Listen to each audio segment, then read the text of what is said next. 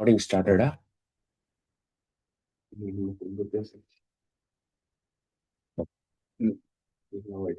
Okay. Can I lower a little bit? No. Okay. Okay. Footrest is out. Footrest is out. So that. This okay. The weight is okay. No, no footrest.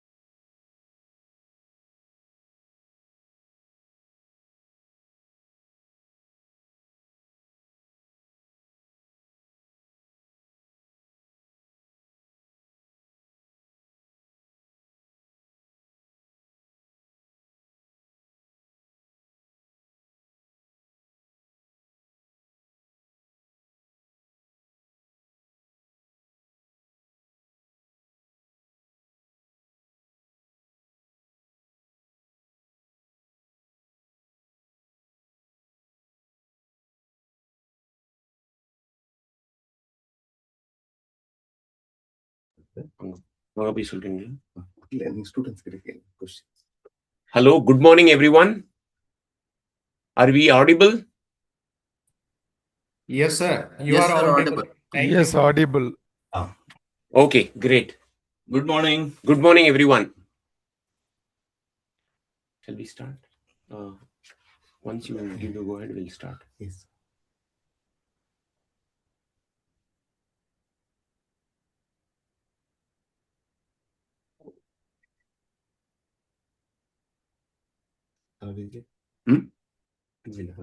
We're ready? Yeah. Ready? Shall we get started? Yes. Okay.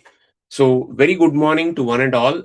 We are very happy to host our fourth edition of the NEP 2020 From Policy to Practice. We have with us Professor Sivakumar Srinivasan, popularly known as Anbudan Shiva. Anbudan stands for with love or lovable. Lovably yours, Shiva, which means that's what he stands for. He is a practitioner and an embodiment of compassion and empathy, and he has had more than 30 years experience teaching in IIT Madras. He has been a alumnus of IIT Madras, graduating in 1985, and since the early 1990s has been teaching in IIT Madras. Apart from teaching, he has played several other roles. In fact, he was the dean of students for about 6 years, which is when I got to know him and have been working closely with him. One of his big passion is to make the learning student-centric, make it easy and enjoyable for all students. And while there are different initiatives that he has rolled out, today we'll be zooming in on his experiences on imparting experiential and real-world learning. Thank you, Shiva, for joining us. Thanks for inviting me. Yeah. So, Shiva, I just gave a brief introduction.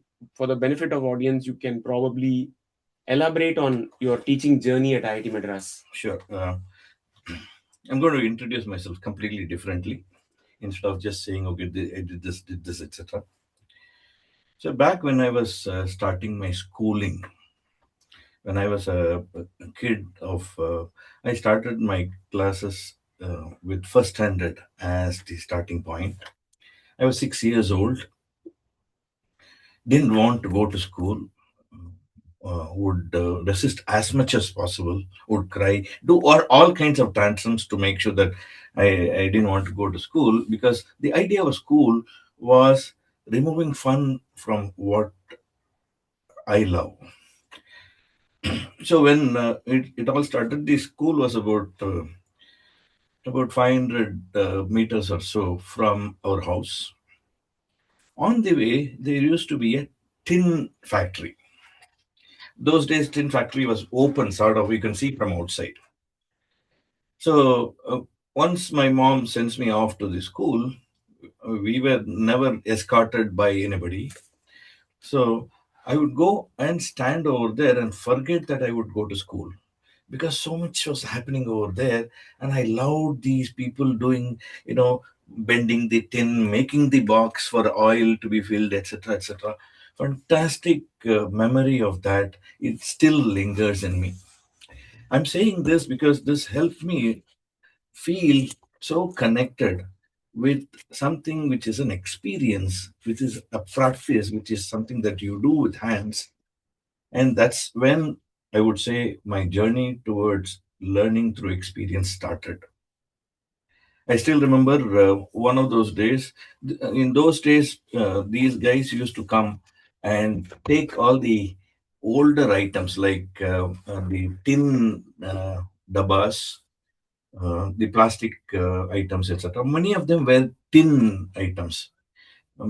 My family used to use this Pond's powder, Pond's powder. Okay. right? So once it is empty, it was for throwing out. My mom would keep it till this tin wala comes, so that she can get some money out of this.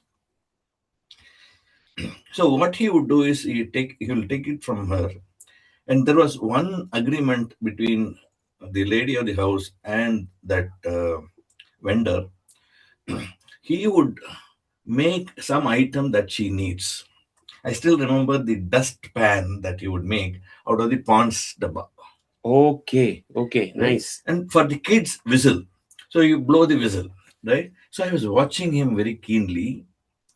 And next thing I did is my dad used to keep tools Mm-hmm, mm-hmm. for whatever house uh, repairs. So I used to take those tools when dad was away and mom was not watching in the kitchen, and would make this ponds dust pan or and I loved doing this. It would take about 3 hours for me. When I was around 10 years old, this happened. Got it. So and it was so enjoyable that I continued doing this, Mm-hmm. and it felt good whenever this happened. I'm just giving myself as as a person who loves this kind of working with hands.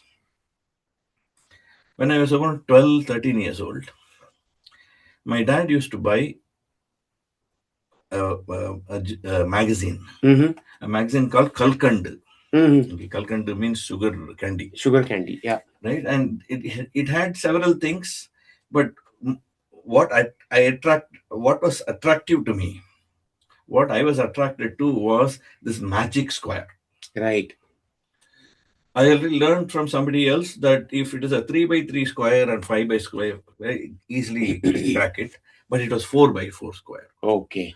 So, like what people do for crossword, I would sit down and find crack that by 4, and it had one line attached to it saying that whoever cracks and sends it to us, we'll give some freebie, right?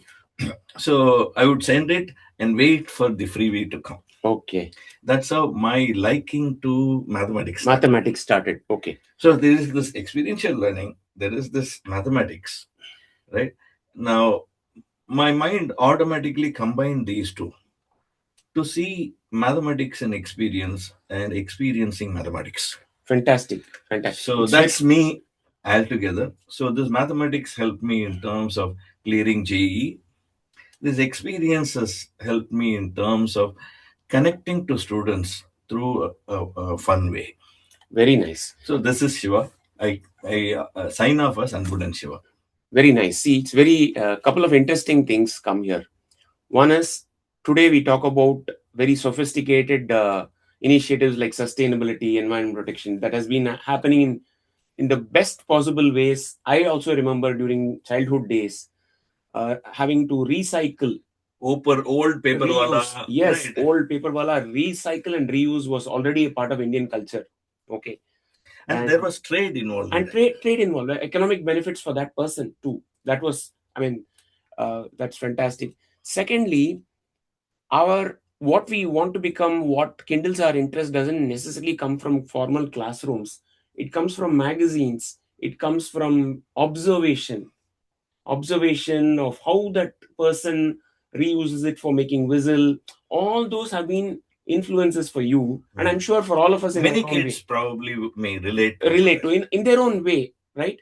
So learning is not bound within the four walls of the classroom or the formal education. Of course, there is learning there, but these are inspirations that have come for you. I'm sure all of us have got inspired in our own way.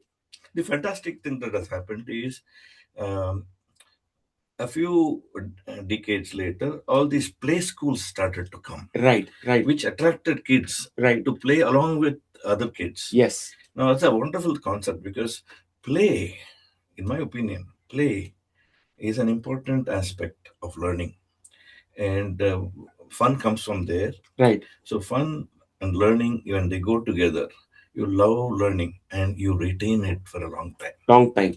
And because most of our lives we are anyway going to be either studying or working, play has to be a part of it for our life to be flourishing. Right, Right? Okay. right. Good point.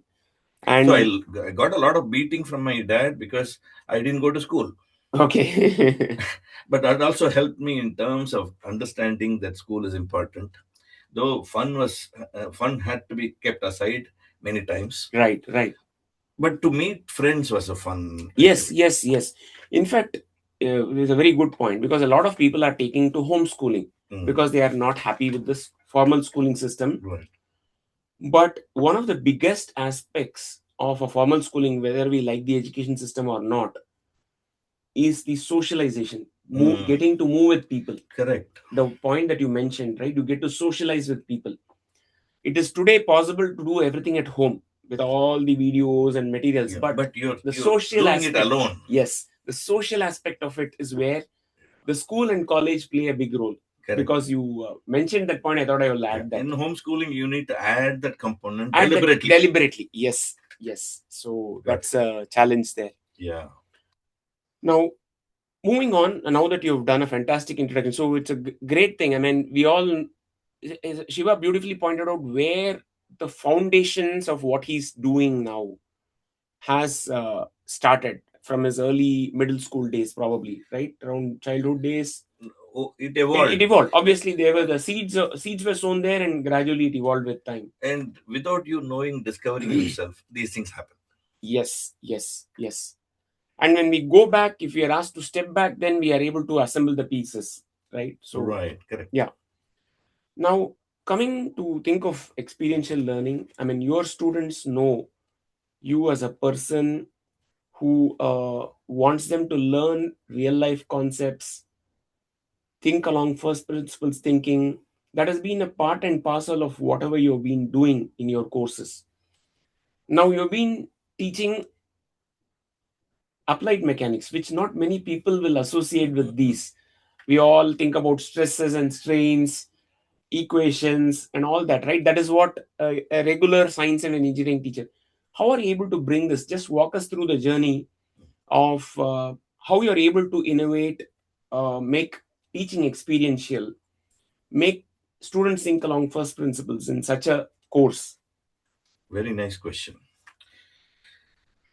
See, when I came back to IIT, forget about all the other things that happened. When I came back to IIT as a faculty, and this is about 3.5 decades ago, one thing that occurred in my mind is to reflect on how I learned.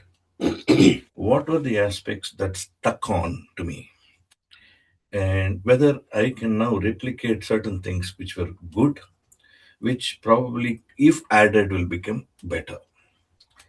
And given that I couldn't go through that kind of learning where I could use my hands quite a bit, though we had formal labs.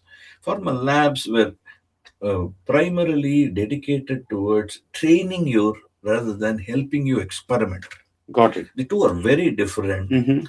We always did testing, or we would do something because we were told to operate a machine and so on. We were never given that freedom, Right, to try it out by ourselves, right, and learn from that. right. So that was a missing component when I went through the 4 years of learning. Things have changed quite a bit today. that was my experience. And when I came back, I said, I have to introduce something where they learn beyond all these lectures and exams. Mm-hmm. So, thankfully, I had another faculty member who were also in the same wavelength. Okay. So, I said, okay, let's start introducing a project, Mm. term project, Right. but it is something to do with hands and Right. demonstrating. Right. Right?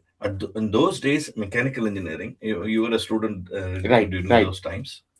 80 students were there in Right. the Right. class. Right. Now, how do I come up with so many project Projects. titles? Yeah. But it was possible for a fundamental course. Mm. I'm talking about engineering mechanics, Right. Right. which is the first year course where there's a lot of if you open an engineering mechanics book, it'll be full of equations. Mm. True. True. Right? How do I now bring in that aspect of project? Right. Right. So I had to work on how each of the groups Right. would understand that a concept can be translated into something Mm-hmm. that is tangible, either to demonstrate or make it work. Right. Right. It was a hard work, Mm-hmm. but it paid, Mm-hmm. because whenever these students Mm-hmm. come and meet me, Right. sir, do you remember that project that I did? Right. Right. It stuck on. Mm. Mm. And the experience that they had translated into learning that I'm sure must have gotten internalized in their mind Right. Right.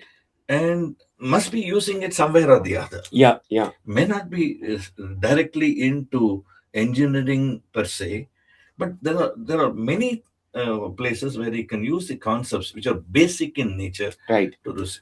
And therefore, this question of how do I integrate mathematics to experience? Mm-hmm. Give me anything, I can translate that into a mathematical expression or equation.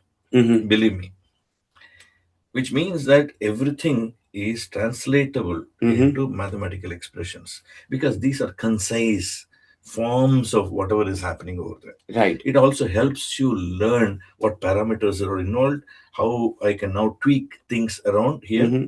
which will translate into creating new things. Right. Right. Right? And that was a wonderful experience. That's how my journey as far as faculty here at IIT Madras started. I introduced in every course. Right. Thankfully, the Dean of Academic Courses, Professor Anant, was very supportive. Right. And Professor Natarajan was the director at the time. See, that support is very, very important. Yeah. Yeah. Yeah. So what I did was I would go to them and tell them this is what I'm doing, but if there is no component for term project, can you help us add this and get it approved? Right. Immediately you would say, yeah, don't bother about it. I will talk to the chairperson of the Senate and get it done. So there was that help, That's which huge. proved That's to be very. very useful. Yeah. Yeah. Even today, even in your batch, when a couple of students were working on this, when they come and meet, this is the first statement they make. Now, moving on, one thing that I see is doing something as a term project. Right. Okay, it has certain goals, etc., etc., etc. But that's not the only thing that happens. Mm-hmm. When I learn a concept, which is more fundamental in nature, which we which I want to call as first principle. I'll come back to it. Mm-hmm. Mm-hmm. Now, this is like the root of a tree. Mm-hmm. Mm-hmm. It can branch off into so many branches, Right. right? To identify that the branch has emanated from the root Mm-hmm. helps us understand that fundamentals that I learned is there as leaves and fruits Nice. Very in the nice. branch. Right. Right. So that connection Right. has to happen. That connection can happen through a habit. Right. When I see something, right? When I see, okay, the colors in the shirts, if I can remember how these colors have come about in terms of my perception, Mm-hmm. Mm-hmm. that the light that travels over there and some of the colors being absorbed and only a few let out Mm-hmm. gives me the color that I'm seeing Mm-hmm. Mm-hmm. is a connection, Right. the branch of the tree that I have understood. Right. And this is possible with everything that you notice or observe as far as the world is concerned. Right. But we have just closed our eyes. Right. We just blindly compartmentalize. Right. This is the concept I learned. It is in the shelf. Whenever I need, I'll take. And this is my life experience. The life experience and the shelf have to come together. If you're stacking gold ornaments in the shelf, it is of no use unless you wear it and show it to the world. Yeah. Yeah. And that's the difference that has to be made. Initially, these term projects we felt could help in terms of opening this door, Right. Right. Right. so that people will start to now think about, okay, can I make connections? Mm. It can be both ways. One is concept to whatever products that exist, products to concept, which is a little easier, right? So both ways, if I start to practice, I become the best engineer possible because I have now identified how these things work. Mm. What's the primary connection? And successfully, we introduced a few more things. Mm-hmm. For example, there has to be fun Mm. in the class. True. Else, 10 minutes, you will be sleeping off. Right. Right. Right. Right? Uh, so, how do I do this? Mm. Fortunately, experiential. I need to feel the pen. I need to feel the pen. The moment I feel the pen, I have now added one more sense, okay, connected to the object of learning. Mm-hmm. We have five senses. If you look at children, children use all the five senses. They will taste it, right? We are hesitant because we were taught not to do that, Mm. right? They will feel it. They will try and break it, right? They'll move it around. So many things they do. Right. I still remember my son. So bought him a bow and arrow. Mm-hmm. Suddenly he said, I'm Hanuman. Right. I'm Right. Ram. We Yeah. visualize, role play, all Role that play. happens. Yeah. Yeah. That role play helps him connect Mm. to the real world, Right. Right. right? Right. And the story. Mm. Folks, there's a lot that we can do in classroom Yeah. that will make it powerful in terms of learning. Right. Number one, experiential, as I said. I'll come back to this experiential again. The other is every day is a story for us, Mm. Mm. right? But we forget about it. For example, let me tell this through a story. Sure. Sure. Very short and Yeah. very, Yeah. very Please. short. Please go ahead. So I have two sons. When they were small, I used to play with them. One weekend, 2 days were there. I was also not going to office that weekend. So the kids said, "Let's make something, Dad." So I asked them, "Okay, what do you want to make? What do you want to make?" Finally, we decided pinhole camera Mm. because the elder kid in his seventh standard was exposed to this pinhole Right. camera. Right. Okay, we said okay, but how? Where do we start? So suddenly, one of the kids said, "There is this book in the bookshelf which gives instructions." So we pulled it out. It said shoe box. Get a shoe box. Mm. The little one ran and said, "Oh, there is a shoe box because I bought a canvas recently. Bought it." Right? We started exploring, finding out, poking a hole which is sharp. So I did it for them, and so on. Suddenly we got stuck in one of those. And that one was, it said, get a butter paper for screen for the pinhole camera.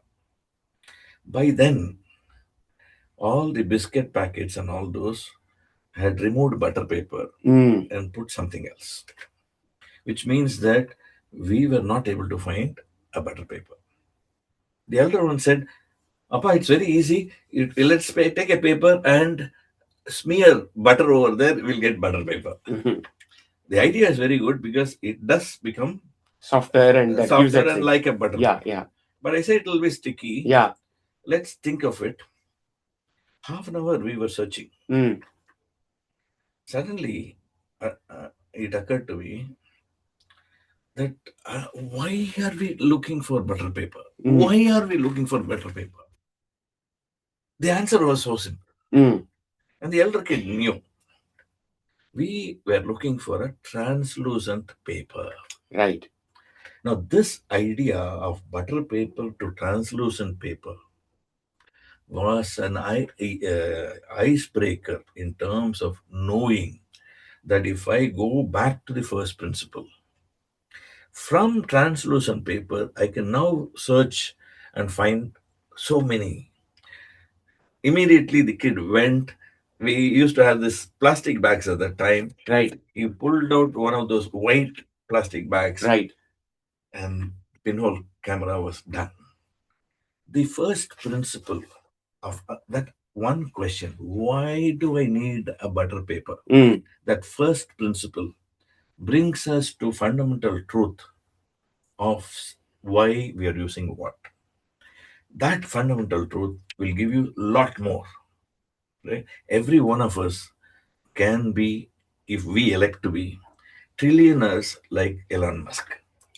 Beautiful. If we bring it down to fundamental truth, fundamental truth is always deeper and deeper and deeper. It never ends. But we know how deep we can go, Right. just Right. like the roots of a tree. Right. And that helps tremendously look at things from this first principles canvas. When you start to do this, so many concepts become very clear, Right. right? When I poke a needle on my skin, what I'm doing is I'm applying a force as well as there is an area that is in contact. If the area in contact is less and the force is more, piercing ability is more, Mm. right? Simple idea. And therefore, what matters is force and area in the opposite sense.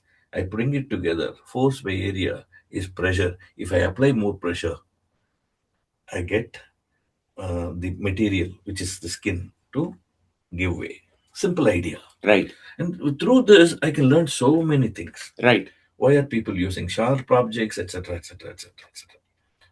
Right? That's the fundamental way by which, if we start to learn, if we observe that concept. Oh, okay, here, oh, these guys are using spikes Right. because the pressure actually indents through the ground more, Right. and therefore will give enough grip. Right. Right? Right.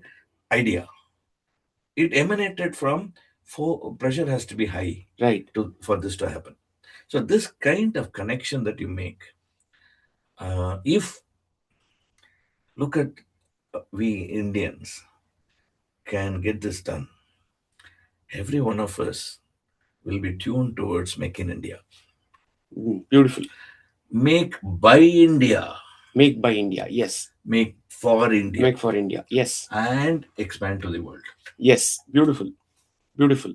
Some And great. therefore, I teach first principles in all the courses connected to the real world. Right. Beautiful. Uh, just a summary and some takeaways for me as well as I'm just summarizing. So, number one, much beyond the first principles, what is coming clearly is the deep thirst for deep conviction and thirst that experiential learning is the way to go. Because you could have stayed as a regular faculty, done your portions, given your problems, and still you would have been a good One of the faculty. primary ways. Yeah, you could have still managed and gone through your faculty journey.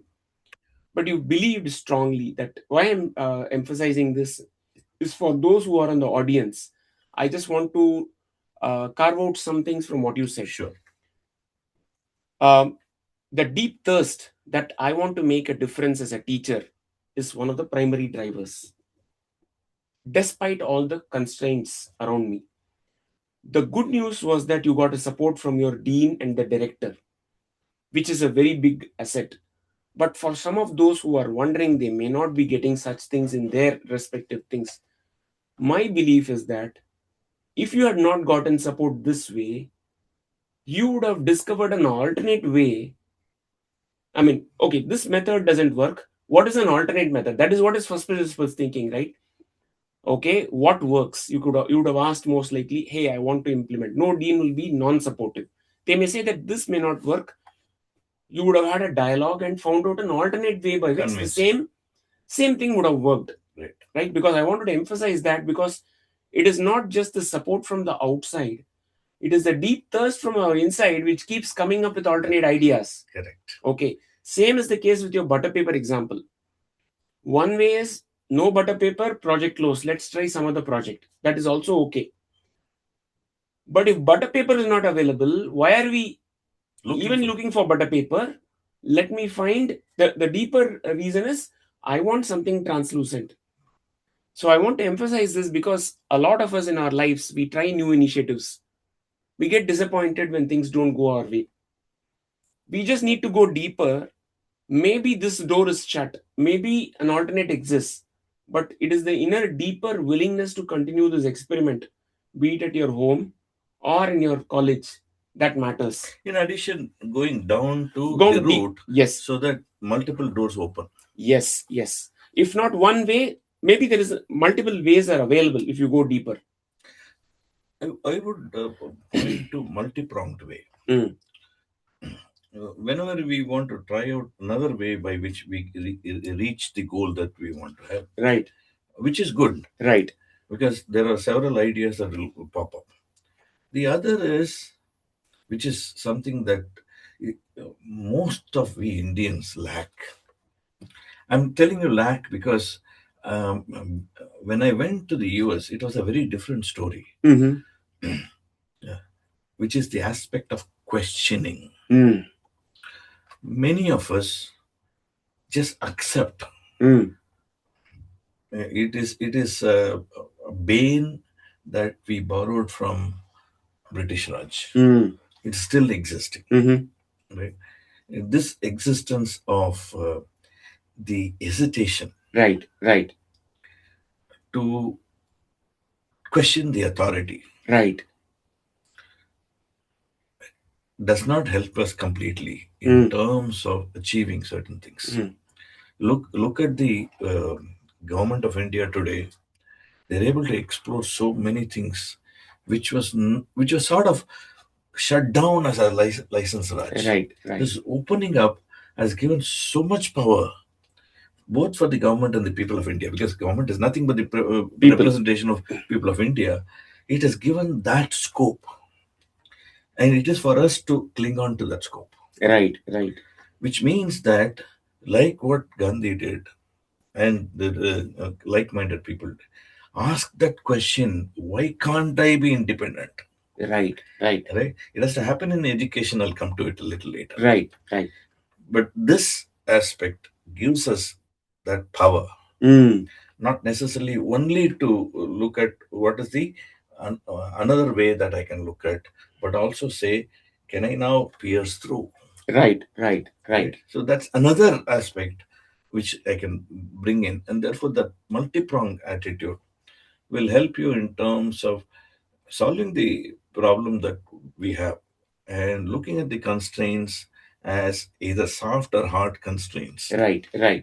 Helps us grow better in terms of learning. Yeah. Definitely. Very, very valuable points. Very, very valuable points.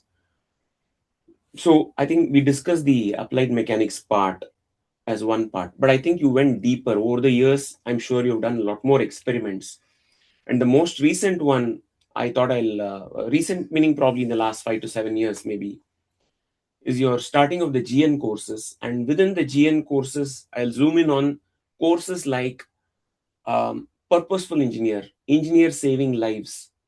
Because fundamentally, why we learn science and engineering is to serve society. Correct. That is almost forgotten by most of us, right? And unless we get awakened at some point of time. Correct. We just mechanically study to get a degree. We go degrees to get a job. We work there mechanically, do tasks. at some stage it occurs, we are, whatever we have learned, whatever skills we have, are finally for solving problems Right. for the society. Just zoom in on those courses, because the name of the courses themselves indicate, well, engineers saving lives and purposeful engineers. So little bit about those courses, what you did, how it Sure. got conceptualized, etc. Thanks a lot for bringing this in. Uh, so when I was interacting with the students, more and more I found one aspect which could probably improve, Hmm. which is lack of confidence in their own creativity. Hmm. Everybody is creative, everyone, but who dare to say that I'm confident that I'm creative will grow, will become great. This, that there is a scope, there is a possibility of they going to that greatness, should be such that I remove the blocks. How do I remove the blocks? The best way that I could find out is introduce into the curriculum. Hmm. When you introduce into the curriculum, there is already a curriculum there. There are grades, etc., associated with that, and therefore there will be more involvement. All said and done, that is something that is a part of education system today. So leveraging that aspect of the education system was the way by which I wanted to start. Thankfully, some of my colleagues also joined, including you, where we started to ask this question: what all would remove the block so that they can just catapult? The first one was discovering their own creativity. Hmm. Can I now create a platform Right. by which it is possible for them to feel, yes, I can do it? This, yes, I can do it, I can solve problems of the world, suddenly opens up something which was not at all there in my mind. Right. Right. True. It's a huge confidence booster, Yes. self-esteem booster. I can do it. See, how many of us know a lot of things, but if we don't feel that we cannot solve problems, it is useless, right? All the knowledge is useless. So it's a great thing that you're doing. Please continue. Sorry In to. fact, one of the students came back after placements are over and said, "Sir, I just described what I did in this course.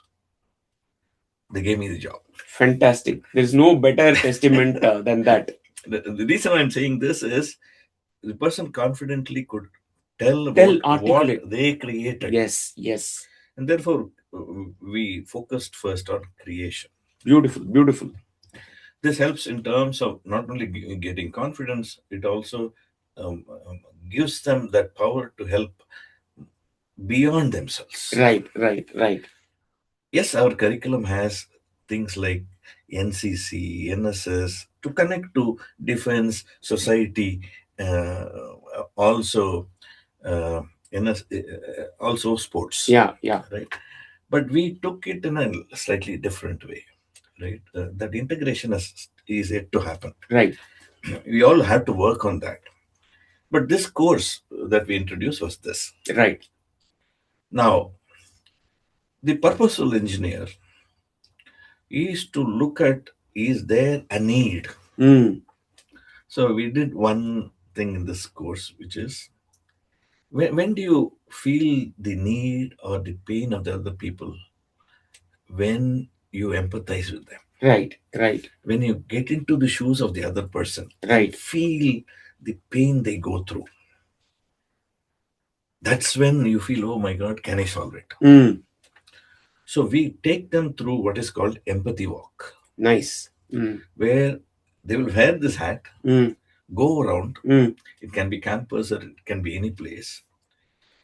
And they will, oh, okay, this particular person seems to be finding it very difficult to do particular work. Mm-hmm. Is there a process or an equipment that will help them? Right? Now, students were very good at it. Mm-hmm. This is what we realized. When we ask them to do this, we introduce what is called ways to. Okay. Okay, ways to create a shirt. Right. Ways to help one move from the one place to the other. Right. Ways for a person who is physically challenged to be able to move around and feel independent. Now, this pain that they go through, it connects them so much Mm-hmm. that they really want to solve the problem. Mm. And that opens up this purposefulness in them. Okay. Got it. All right. Got it. And then we tell them, it's a process. Mm. For example, if I give two numbers, 7 digit numbers, will you be able to multiply? The answer is yes. Mm. You know why? The teacher taught us a process. Right. You multiply only one digit, put another, and then finally you add it. You get, that's a process. Mm.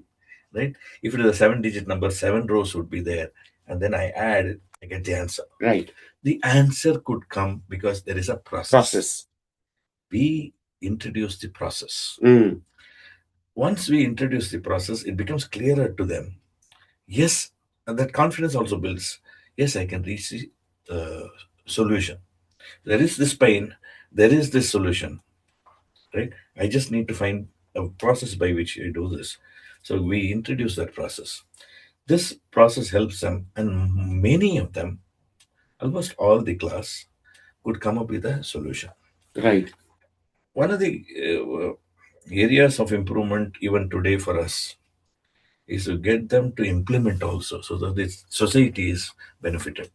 So at IITM, we have created a sort of ecosystem by which it is possible to go from that to getting a product or getting a process Right. or a service available for the society to grab it. Yes. Okay, so whether it is incubation center or we have we start with students, giving them some power to get this done. Power is sometimes financial, place to work, etc., etc., and then incubate the company, give them some support to grow the company to a certain extent, startup to the, and then they can fly off. Right. Right? Just like a bird nourishes the young ones to fly off. Now, this we felt is very important, and therefore created this course called Purposeful Engineer. One important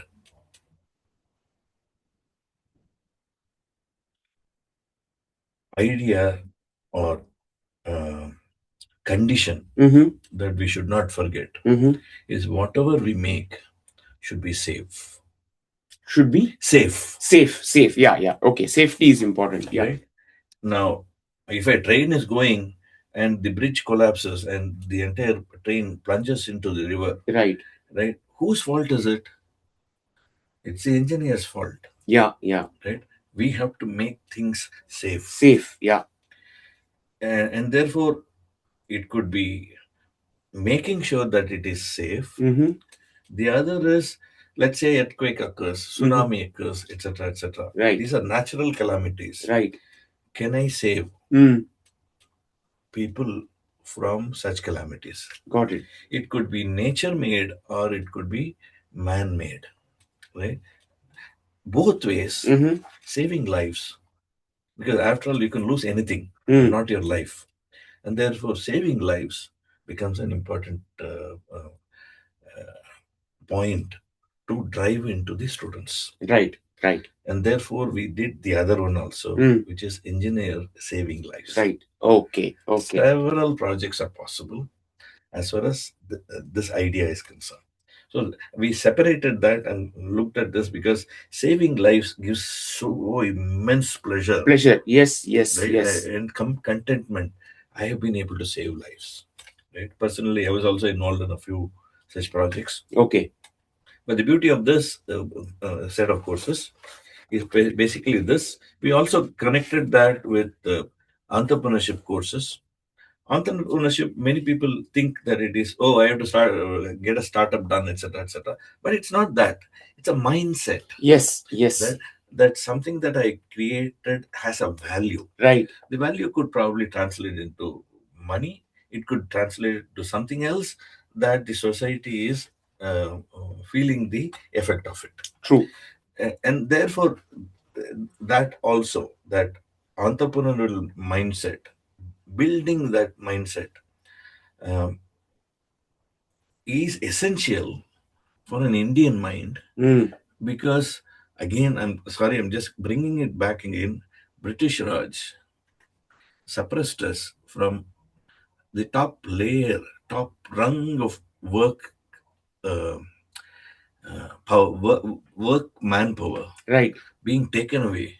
Only the bottom, Yeah. secretaries and laborers, were the ones that they opened the education to. True. True. And which also means that we need to build this over and over. Yes. Right?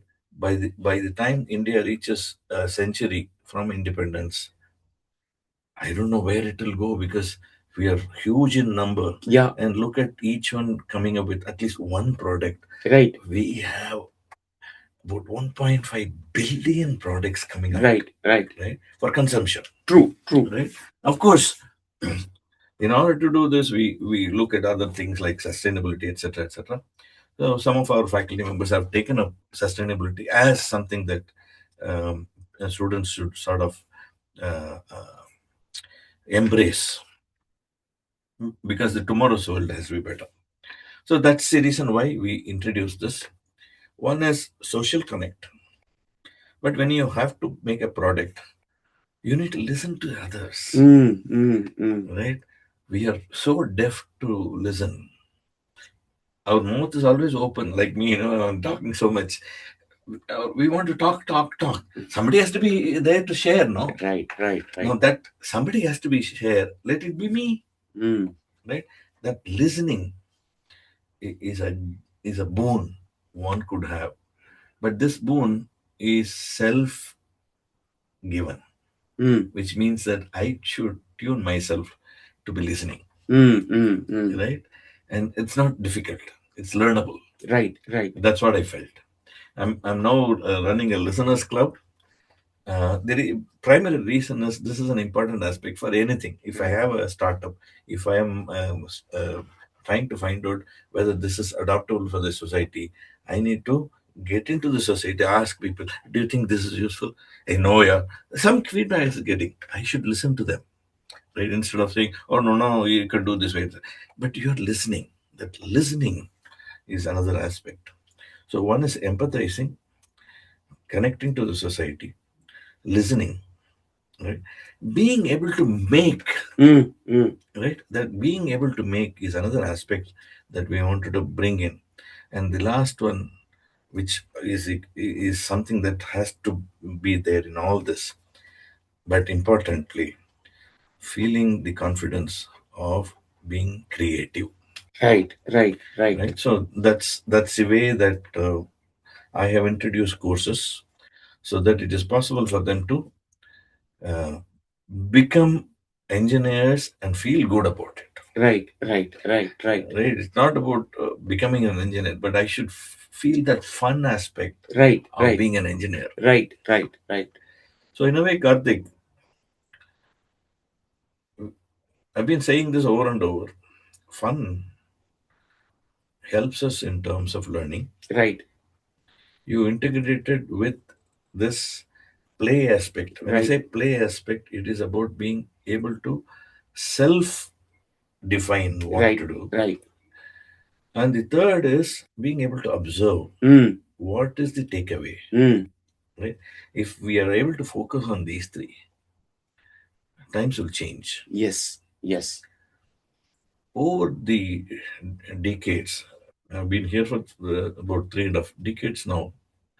Over the 3.5 decades, what I find is people are more and more clinging on to the digital media. Virtual world has become a reality for them. Yes. Rather than reality, which is becoming virtual today. Yeah.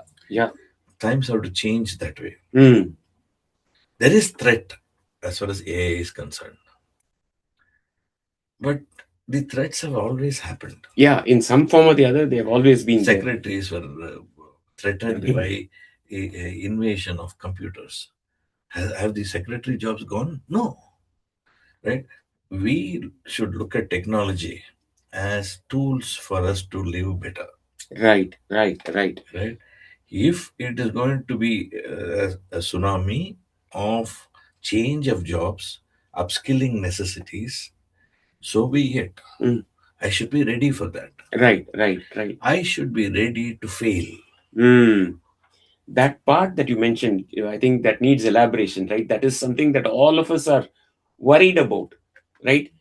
In fact, just this morning I read a quote saying that don't be worried to fail, because you must be proud of failing, because most people don't even try. Exactly. So that's very important aspect of what you said. It's a human nature. Yeah. If you watch a kid which Mm. is trying to stand and walk, Right. you as an observer would see the kid falling, right? And then not stopping there, Mm. right? You may laugh at the kid, doesn't matter. The kid would again get up, right? Try it out. Will fall again. Till such time the stability is uh, possible for the kid.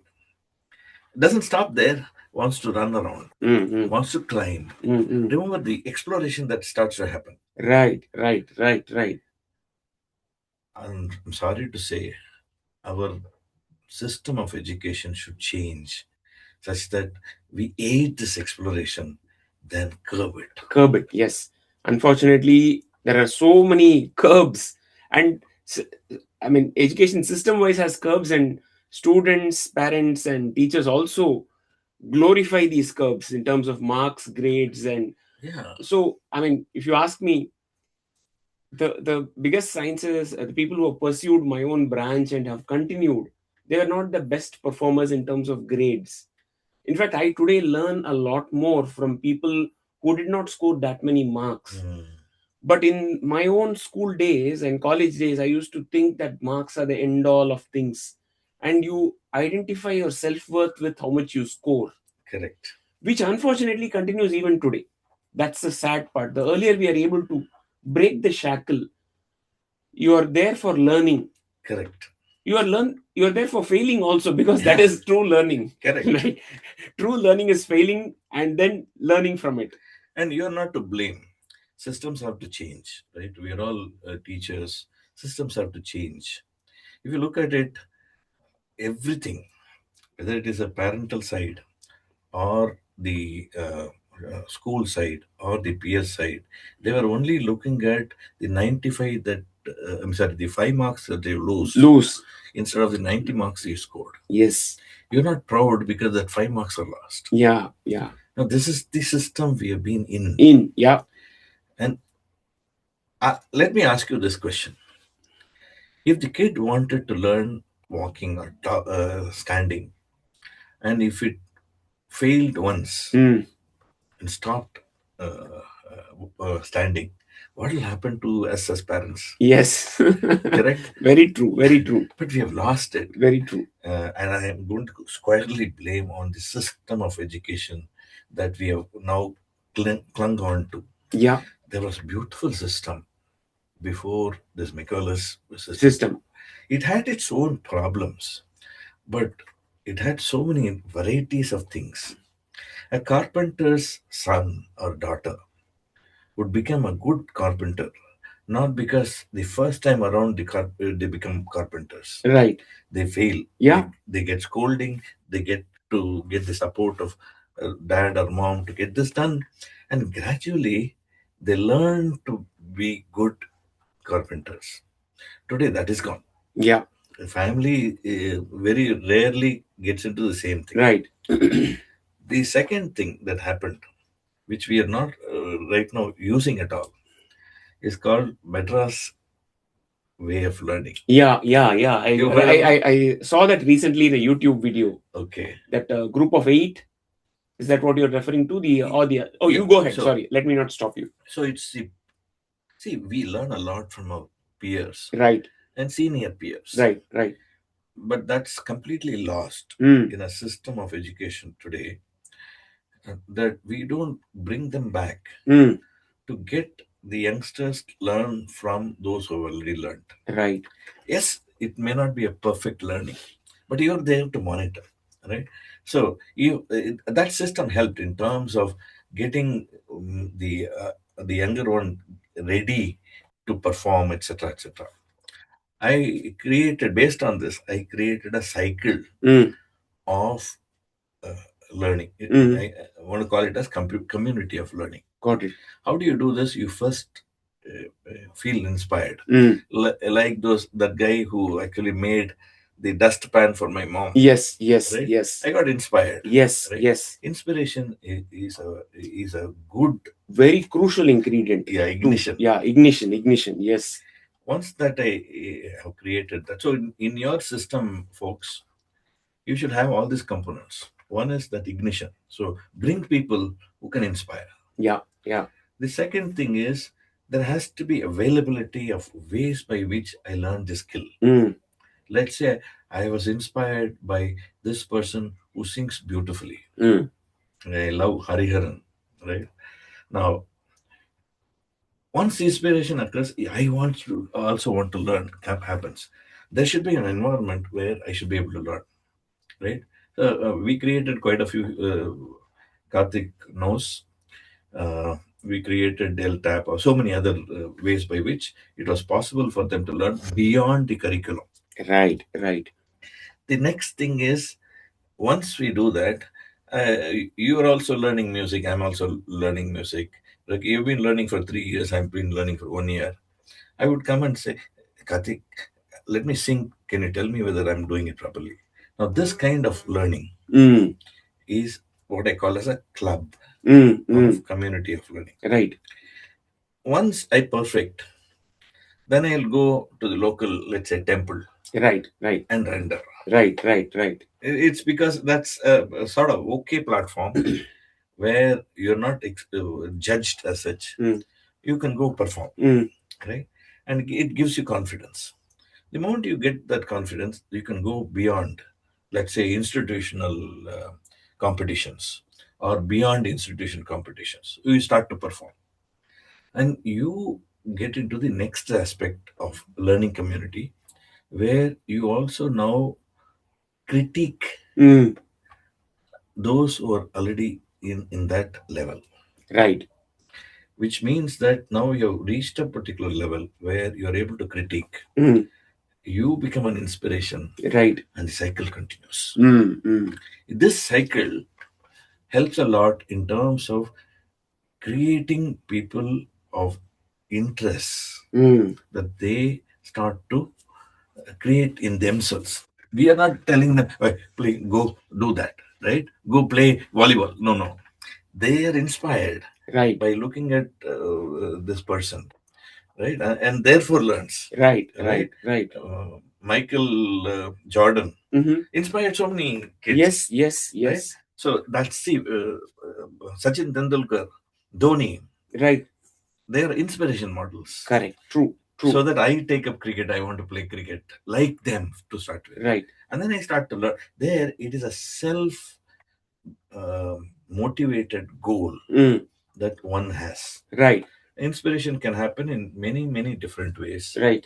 We have to get creative in terms of introducing such events, Mm. um, workshops, whatever that could be, by which this inspiration happens among the students of our institute. Yes. Yes. Very, very good points. So, inspiration is a very, very fundamental thing.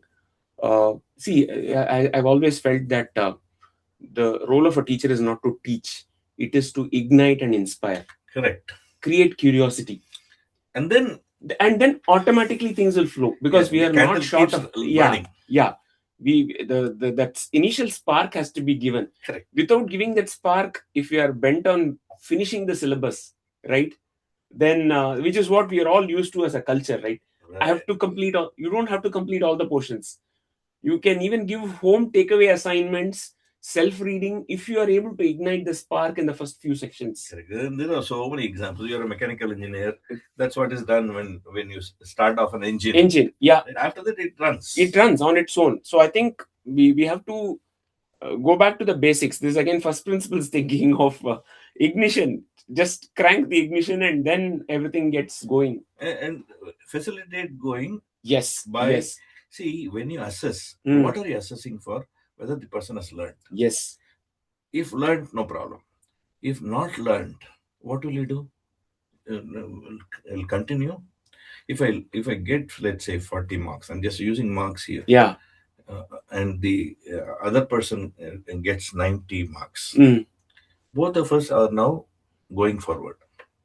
What has happened with me is I have not learned as much as the other person, right? But I don't have an opportunity. Right. I get this pass and then move on, right? This pass will be a killer later for me. Right. But if I had been asked to say, hey, why don't you try it again? Why don't you? I'll give opportunities.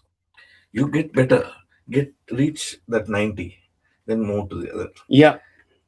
You being a play expert, you have done this in many games. Yeah. Right? True. I remember I used to play this Prince of Persia. Right. Where there are 18 levels. Right? So you try first level easy, second level, third level you go, it becomes tough. You go to the next level. Right? You keep trying. Sometimes it doesn't happen. Then you go to a peer. Hey, you're in the fourth level. How did you reach that here? Right. Oh, that's very simple. You do this way. So you will go and try it. Yeah.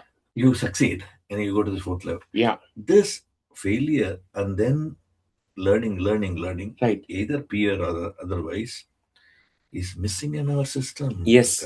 Yes, it's very badly missing. And in fact, you mentioned the example earlier of how we learn things, right? Of the kid learning to walk when he falls. At least the kid is deaf as in like not in a real sense, but it ignores what the people are commenting. Okay, thankfully, because the older we grow, we start listening to the comments, and therefore we are not as kid-like in lifting ourselves up. Yeah. It's like the donkey story. Yeah, the donkey which couldn't hear, it climbed. That's what. No. Donkey story. This washerman. Washerman was putting all the clothes on the donkey and working, and somebody commented, "Look at this fellow, able-bodied, but he's putting all the burden on donkey." So he starts to listen to them and change. The moment he changes, somebody says, "What a stupid he is." Donkey is walking free. He is taking all the burden. So when we start to hear from others, we need to process that. Yeah, we need to process, and that's one skill we all need to learn. Be mindful of the proper criticism, because the genuine critic will also suggest a way. In fact, my mentor Sukumar used to say, Pixar, which is known for those films, right? They have what is called a plussing technique. You are not allowed to critique unless you give a solution to improve yourself. We don't have to listen to, because otherwise there won't be improvement. Yes, you don't like it, which is understandable, but you also suggest what way the person can improve. Correct. That kind of criticism helps in improving ourselves. Correct. If you critique just for the sake of critiquing, it just stops us from it in fact lowers our productivity or performance. We lose confidence in ourselves. Also, we are blindly following, translating their comment. Correct. So those are things that we have to be correct, beware of and aware of. Yes. And just highlighting the point about the Prince of Persia multiple levels, right? The other sad thing about our education system, and I keep telling this example, thankfully we didn't learn cycling in a college. Otherwise, only 20% would have learned. Because the college not only expects you to learn cycling, but in a fixed duration. Cycling, are you able to pedal mid-sem? Then quiz and end-sem, you are gone. Correct. Okay. Now, we don't have to worry whether we learn cycling in 2 weeks or 4 weeks and 6 weeks. It doesn't matter. And the beauty by which we learn. For example, you are tall. Yeah. You could sit on the seat and then I used to do monkey peddling. Monkey peddling. So all those we needed a guide. We needed a guide to coach us, mentor us, encourage us. These aspects we keep forgetting about learning. There also we used to fall many times. We fall many times, and we need that guide or coach saying that you can do it, you can do it. I too have fallen, and falling is a part of learning. Correct.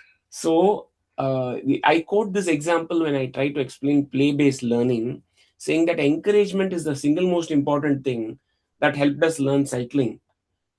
And that continues to be the most important thing for anybody to learn anything in their lives. Right. It also helps us unlearn Yes. the programmed mind that we have created for ourselves. Because of various Yes, yes. needs or constraints, exams post this kind of Exams post, unfortunately, exams, I would even say they are a big detriment to learning. The way they are. It does help assess where we are. That was its original intent. Correct. But it doesn't serve the. And mostly what happens to many of us colleagues is we give a number to quantify the answer instead of giving feedback. Right. Perhaps this is something which is an area of improvement. Wow, this you've done it nicely, which means you have understood the concept. Right. Now, right. this kind of feedback helps them. True. Right. Learn. Okay. Right. Instead of saying, okay, this is a number and go. Okay, fine. Yeah. It doesn't help. Yeah. Got it. So I think we have talked so much. Yeah, I think while I do have additional questions, I thought it's best that audience get an opportunity to interact with you. Yeah. So we are now opening it up to the audience. Feel free to raise your hands or just step in. Any of the conversations we have had or any other questions you have had, feel free to post it to Professor Shiva. And thanks a lot. Very nice session, Anbudan Shiva sir. I'm Thank Dr. you. Tirupati from Indian Maritime University, Uttandi, Chennai campus. Usually the resource persons, we know only the CV part, where they studied, what they studied. And that too, it starts from the 10th standard. But it's great, the first and in my life, I got to know a resource person from 5 years old. What he did and how he got inspired, things like that. Thank you. And very, very nice, inspiring session. Thank you very much. Very fortunate. Hello, sir. I am Krishna. Can you hear me, sir? Yes, sir. Hello, sir. It's really inspiring, sir. I am also a retired faculty, but 30 years in the IT industry and 15 years as a teacher in BITS Pilani. I fully endorse all your views, sir. In fact, I was myself an experimenter in school. Whatever the teacher says, I used to come home and play with it. And in the process, I never forget that. I always tell students that anything you do with your hand, that learning stays forever in your life. It gives you the biggest lesson than reading a book, watching a video. Okay.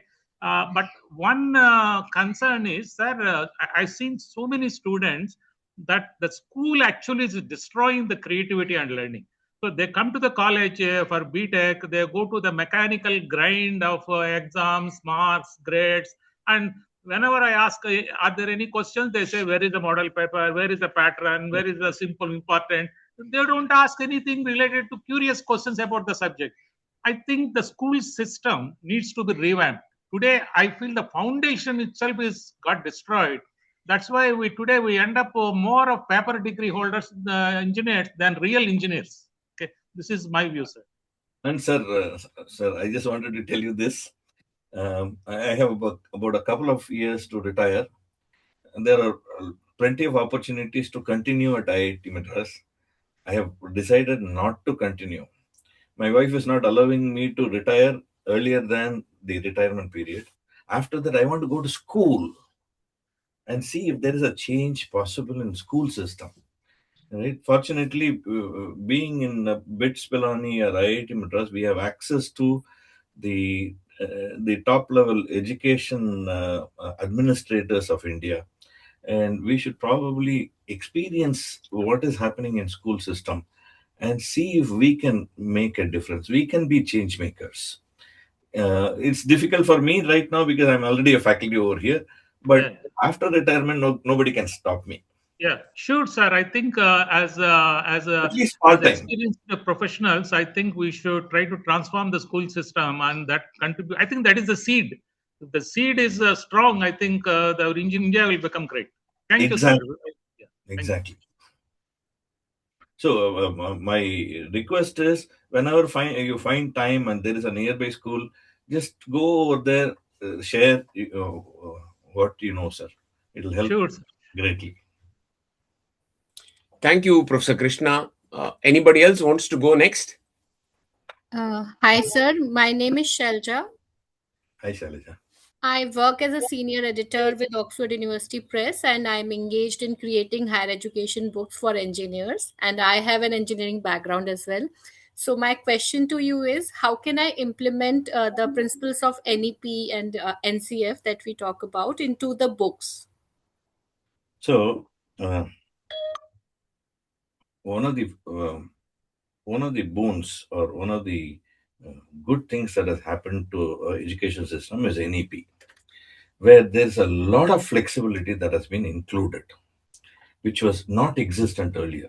If I'm a student at IIT Madras, I can go to another NIT where there is something that is taught, which I want to learn. I can go over there, learn that, get credit, come back to my system. This, I'm just giving one example. This allows me to have that flexibility in deciding for myself what kind of education I would want to go through within certain constraints. The constraints are also sort of relaxing, which is a good thing. So when we talk about this, what you can do as a service is to help people know that such things can exist, such things are possible. The whether it is the exchange system, or including hands-on thinking with hands, as a sort of a, I would say, compulsory aspect of every course, be it poetry, be it pure mathematics. This is possible. My son is doing PhD in mathematics. He would argue, but I would give him examples by which it is possible for him to think from using hands, and Thank that will be a great service by you.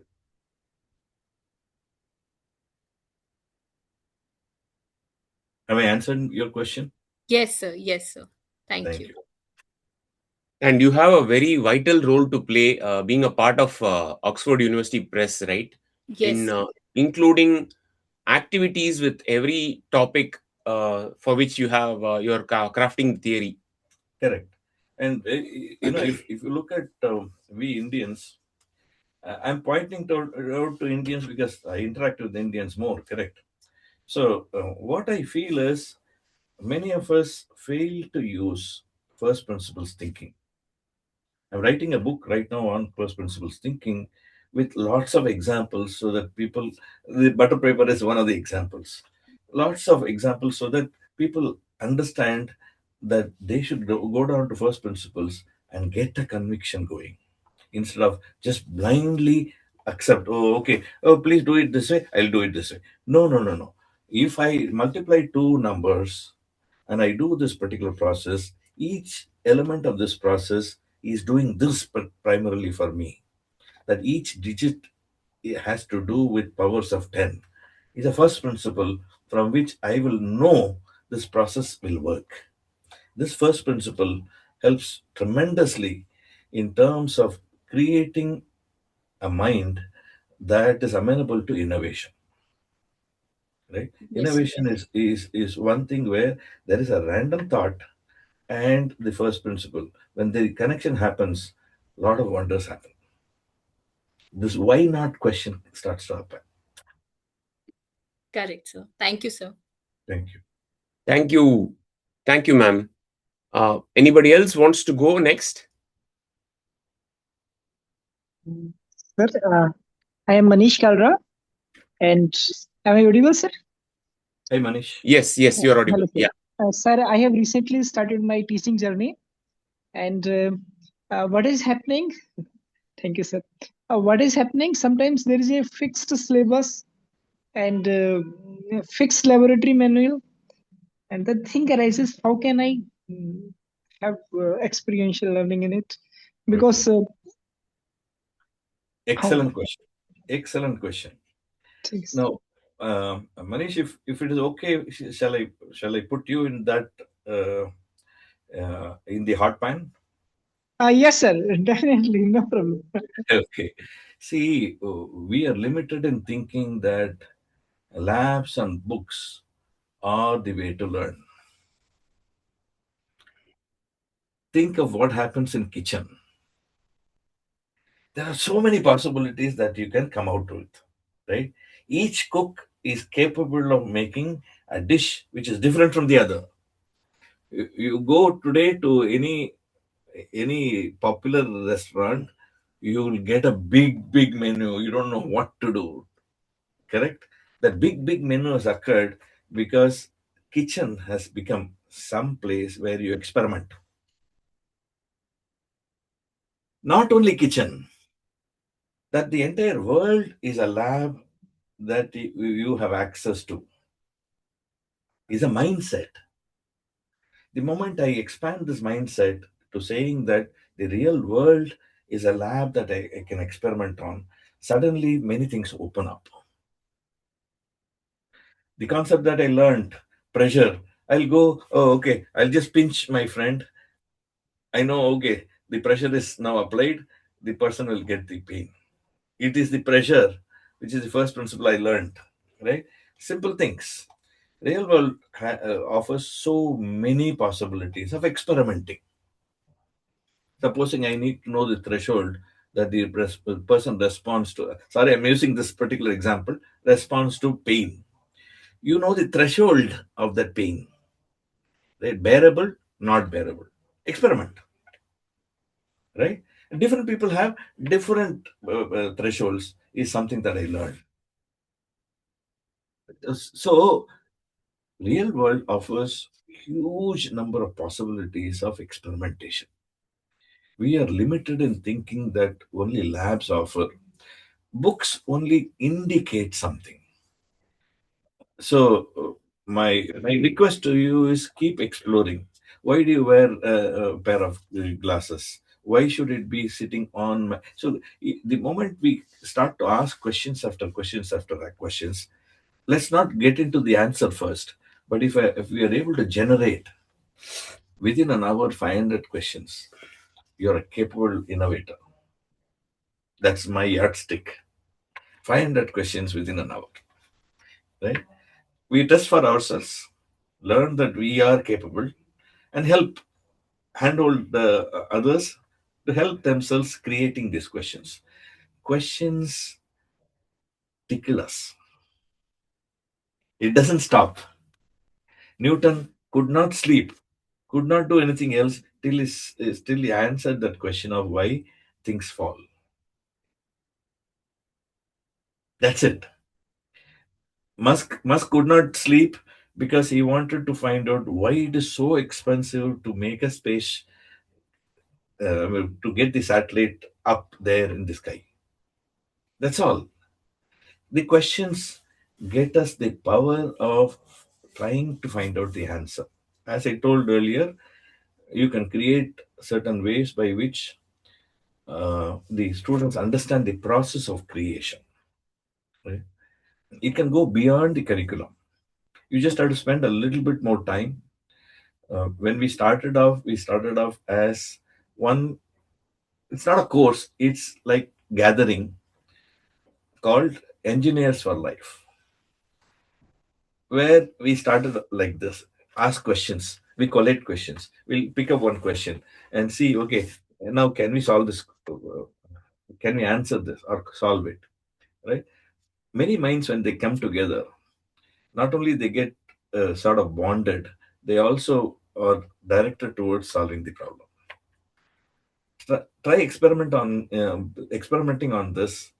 From my uh, experience, you will become a very successful teacher. Only problem you would have is uh, students may so much cling on to you that you would want some more time for yourself. Thank you. Thank you, sir. Thank you. And one additional point, not just to you but anybody else, right? Today AI is a boon. not just for students, but also for teachers. If we have our intention right, we may not know the solution, but the solution will emerge by asking our colleagues as well as asking our AI. If you can just say, hey, I want to do experiential learning for my classroom. This is the syllabus I'm confined with. How do I do class planning? And what kind of simple activities do I use? If we just do the prompting, somebody would have done it, and it will give you ideas. And you build on it. And the thing is, one good thing about AI is it is not opinionated. And therefore you can ask any question. Any question. So, right? So it's like a friend who is not opinionated, which helps a lot more in terms of looking at it as a tool of learning. True, sir. Thank you for that question. I'm sure many others have that question, not just here, but many other educators. Okay, thank you. Next person. Anybody else who has a question?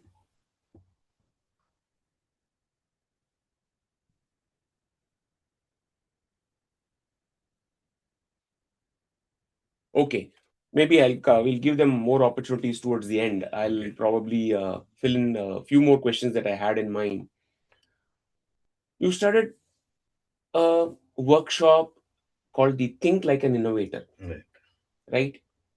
I mean, fundamentally, it is building on all the aspects that you are anyway experimenting in your courses and things like that. Can you zoom in on what you tried doing that? Thanks a lot for asking this question, because it opens up what I've done. I call it as 7 habits of becoming an inventor.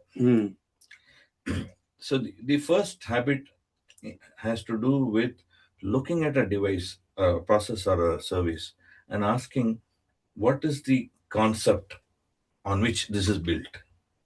Okay. For example, if it is a mic and a speaker, you pick up the signal, convert it to something else, and then you take it to the other place, again convert it back into a sound, not only of the same loudness, but also whatever loudness that you need, right? So this connection that you make to the fundamental ideas that you already learned is one thing, one habit.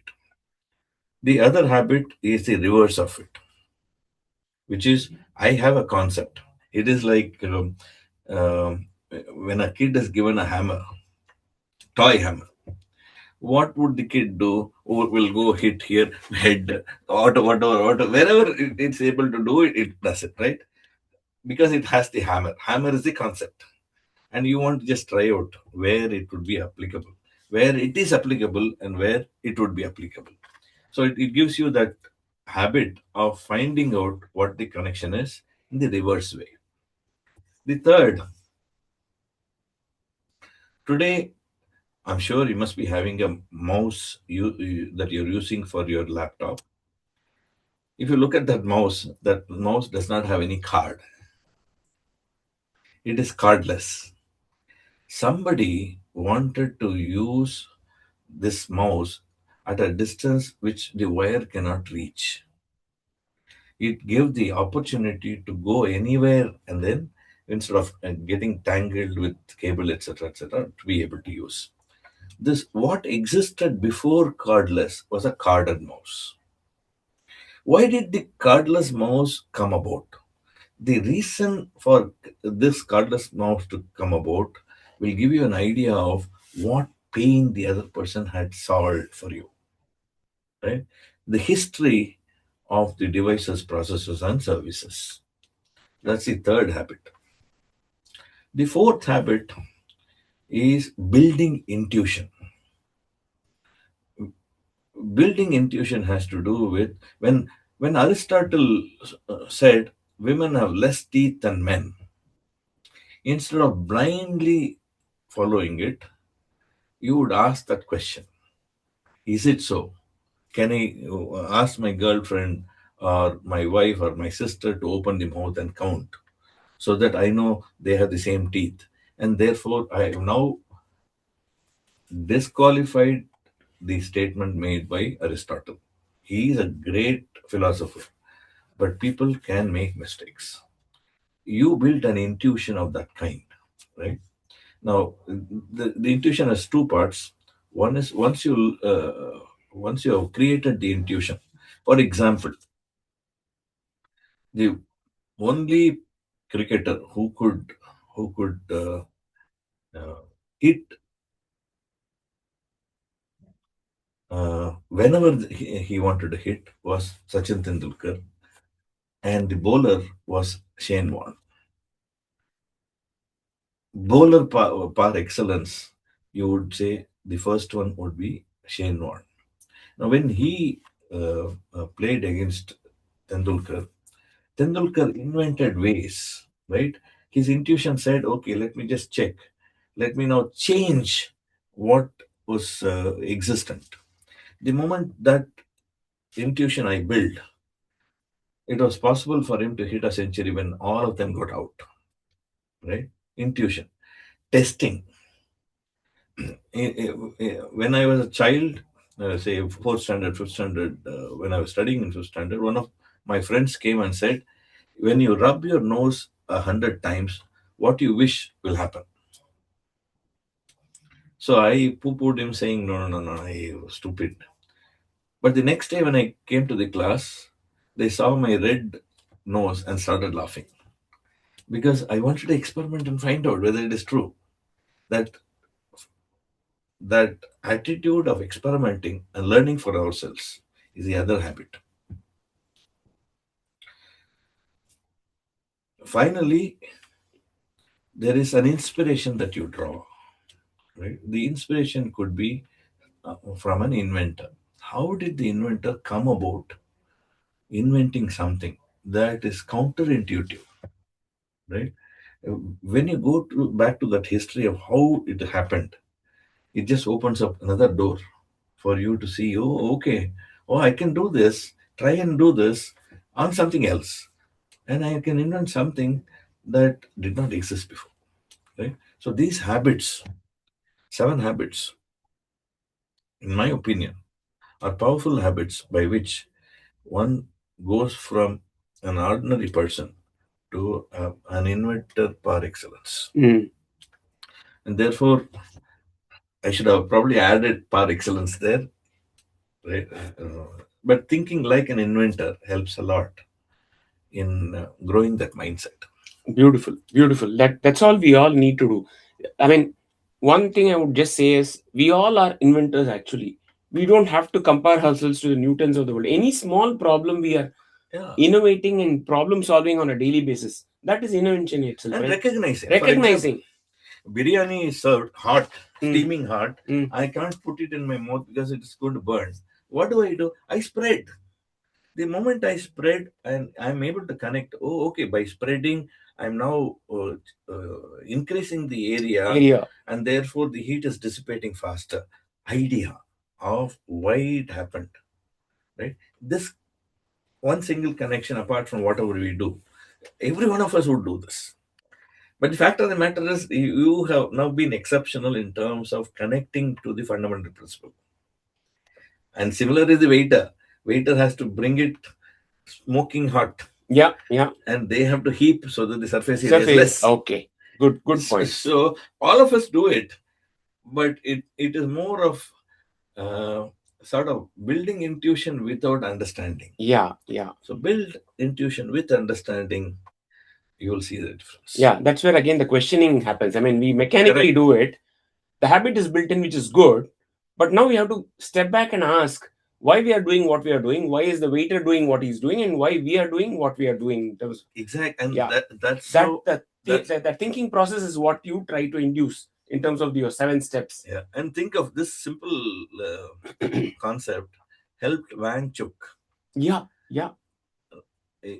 Save 300 villages from going through that pain. Right? And several examples are there as far as inventors are concerned. He invented the stupas. Right? Today, they serve those people. They don't have to go down to the valley and suffer. Right? He removed that suffering. Right? Social connect. Yeah. So one of the other points which I thought I will ask, it's very important.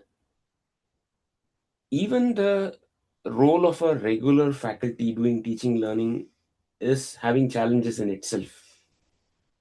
Even more so for a person who's trying to change the pedagogy, change the way of thinking of students, convincing the management. I know you had shared one example where your dean and director supported, but I'm sure there are countless others where you would have had to face setbacks, convince your colleagues. It wouldn't have been easy. It was not easy. I'm asking this specifically because just so that people in the audience don't think that you had it all easy, they should not form that impression. So that's why I'm asking this question. And not because why you face the setbacks, but how did you handle them? Both two steps, right? I mean, one is it is only natural that we face setbacks when we try to change the system. What were some of those? And people also should not think that just because it's IIT, everything is smooth. Yeah. And how can they translate that in their setbacks or their challenges that they face in their own ecosystems? That's the larger point I wanted to. Okay. You have taken me down the memory lane. Yeah. The struggles were great. It was never easy. Thankfully, one or two of these things happened where the dean and the director supported, but that's not enough. My head of the department said, "No, you can't do this." Senior faculty joined, and all these things will happen. I'm not saying it's a cakewalk. Usually, if it is a short-term gain, it's easy for you to adopt. If it is a long-term gain, a teacher teaches for a long time, and the process of the student getting to know that he or she is gained by it is a long term. The system also will embrace only when they see the value suddenly getting. That sudden is not happening. It's over a long term. And therefore, whenever it is a long term, perseverance becomes important. Hmm. And you have to have that belief that change will occur, right? Like what you said, Karthik, there are many ways by which you can work around the constraints and do it. That's good. That's a good starting point because you're not disturbing the system and people are not concerned about it. But then we don't stop there. We also seek to change the system either by being examples or questioning it. But the fact of the matter is that constraint is indeed existent, right? To propose, initiate as many as 17 courses, including the one that Karthik helped in initiating, were not easy. You need to be able to go and convince the top board of the institute, right? For that, you need to do a lot of preparation. To introduce, let's say, term projects like this, where thinking with hands happens, there's a lot that you need to prepare for that, right? Even a single demo sometimes takes weeks after weeks to create. I still remember one of those demos took me something like 3 4 months. I was grinding and grinding and grinding and grinding because the demo has to be powerful in terms of making an impact. I'm sure that's happening in other faculty members who are offering. But the fact of the matter is, the moment I saw it worked in the class, my belief suddenly shot up, right? And I became confident. Oh, okay, this if I keep introducing, it happens, right? It is that personal feeling of satisfaction and happiness, which is the main propeller, right? Things will start to move, but with a delay. Remember, it is a delay, it is not stop. That delay occurs because of various systems. When a system is in stable equilibrium, it's very difficult for you to shift it to another equilibrium. Please remember this. To shift it to another equilibrium, which is a better equilibrium, you need to work on it against this pull of stability. Right? And therefore, friends, this is something, please bear in mind for the sake of the students of tomorrow who will make a huge difference for themselves and the world. right? That we are making that change. We are an element of that change will give enough boost for us to continue doing this. Right, right. And that Even today, constraints are there. yes, And yes, there is one more element. Please remember, the word for that is J.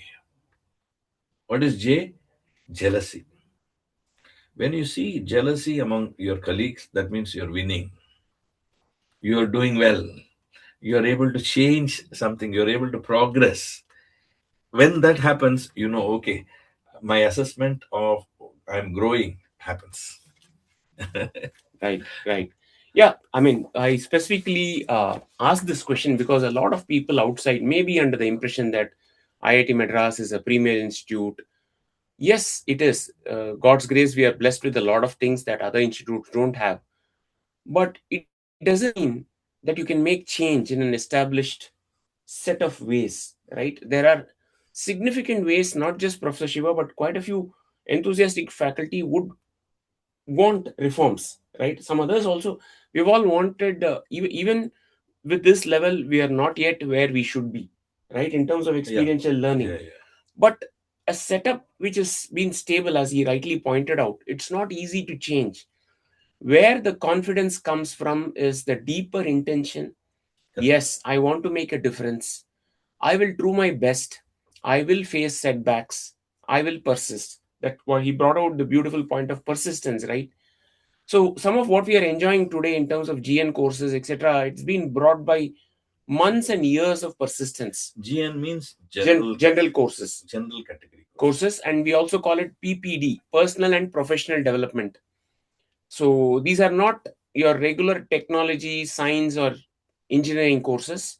These are more for what do you say? To some extent, social emotional learning, things that will are needed in the professional world or for your personal development. So there's a good point you made. See, the thing is, we look for an all-round development. Right, When right. you look at a child from school onwards, even in college, this all-round development helps the person grow richer in their lives. Right. Now, how do you do that? If it is just bookish, academic only, you're not going to gain this perspective. You need to have that well-rounded personality to help themselves grow to be such individuals who can be very good leaders, sensing what people need, etc., etc. So, in that sense, that how do you now make it well grounded and at the same time well rounded? You need to introduce general category courses. You need to kindle some of those that have been dormant in students. I'll give you one example. um, we used to have what is called drawing your dream. Drawing your dream.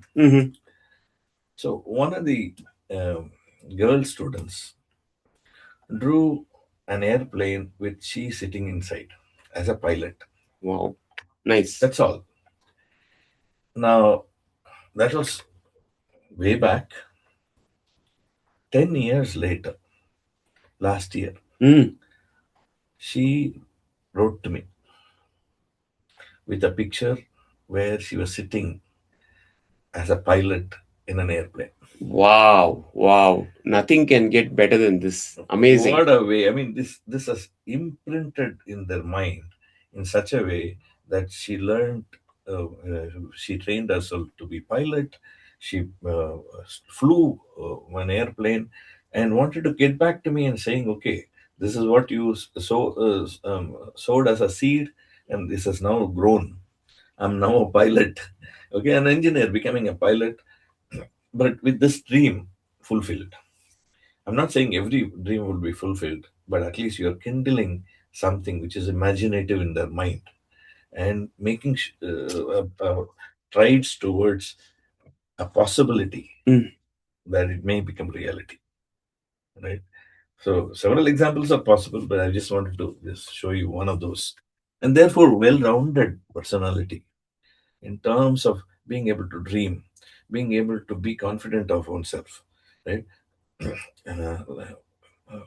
don't know if you have watched Ratatouille. where Gusto says this, no? Anyone can be a cook. Cook. But the one which is fearless can be a great cook. Great cook. Because they can now expand the horizon. One possibility of doing this, I call this as piano in the hallway. What is piano in the hallway? Actually, we did that for the play also. Piano in the hallway is like when a piano is in the hallway and people are just walking by, what would they do? They just want to try it out, right? This trying out will help a lot in terms of, oh, why not I learn piano, right?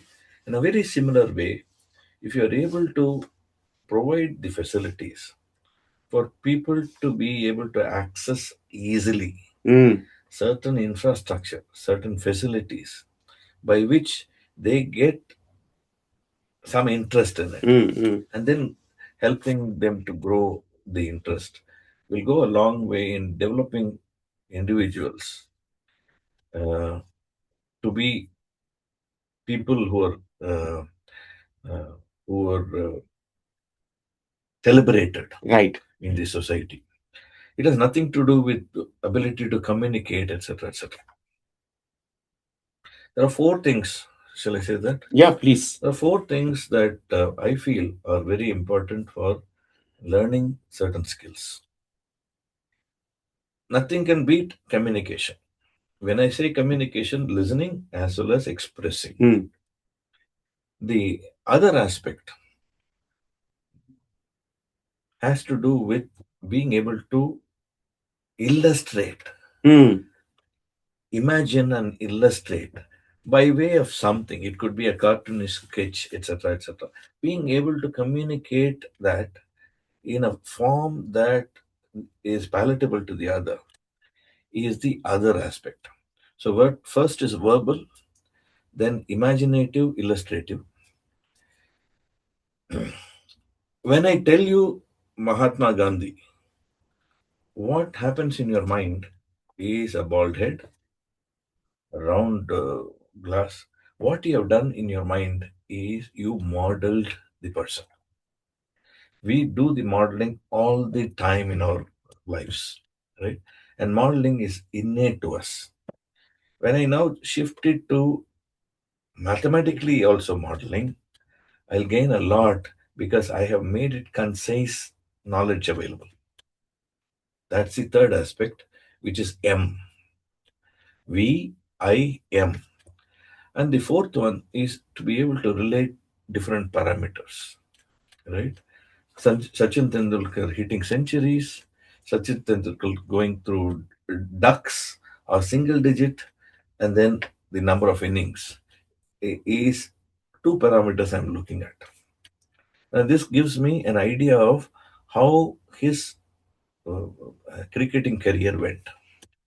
To understand, characterizing, understanding the system, you would need to relate. I call this a spatial understanding, a map of how things are connected. It could be graphical, it could be any other particular way, but that idea of connecting things is the fourth aspect.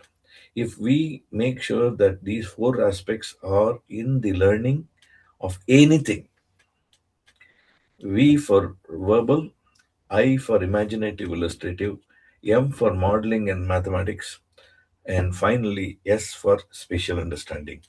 These four will form the pillars for learning. Try using this powerfully. You will see them growing in your own eyes. Nice. Very good framework. VIMS. VIMS. VIMS. Visual, not visual, verbal, illustrative or imaginative, modeling and mathematics, and S is special intelligence. Spatial. Okay, great. Thank you. I think we'll again open up if in case this part of the interview has sparked any questions for the audience. We have another 10-15 minutes to go, and I thought let's not cut away the audience time. Sure. Over to you, folks, if you have any questions on some of what Professor Shiva has spoken. Yeah, good morning, Professor Shiva and Professor Karthik. This is Rajiv Mahato. Uh, Hello. Just now you talked about like the facilities and extending their utilities to the people, and in your private segment, you talked about your desire to go to schools and serve. So I actually had an opportunity to do my field work in a school setup in rural India. So, Very sir, I struggled with this thing in terms of facilities. Government of Jharkhand had given a computer to the school, but the computer was locked inside an almirah. So because you is know that because the principal thinks that at the time of retirement he has to be accountable for this. So I mean, how do you plan to counter situations like that and generate curiosity among students? If you can throw some yeah. light. Thank you. By the way, Dr. Rajiv, this is true everywhere because we conducted a 3D printing workshop here at one of those places in Tamil Nadu. The same, what you said, is happening in many schools. Perhaps that's one of the reasons why we are not seeing the result happening. Now,